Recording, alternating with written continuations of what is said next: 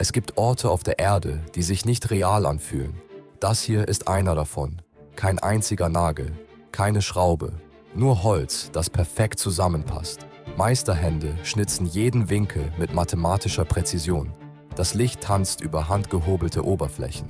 Jahrhundertealte Techniken erwachen zum Leben. Jeder Schnitt erzählt eine Geschichte. Jede Verbindung ist ein Kunstwerk. Das Holz atmet. Es lebt. Langsam entsteht etwas Magisches. Ein Pavillon, der nur durch Geometrie zusammengehalten wird. Die Farben des Holzes leuchten golden in der Sonne. Alles ist still, friedlich und unglaublich schön. Dann verschwindet alles wieder. Der Boden ist leer, bereit für einen neuen Zyklus. Orte wie dieser erinnern uns daran, dass wahre Schönheit in der Vergänglichkeit liegt.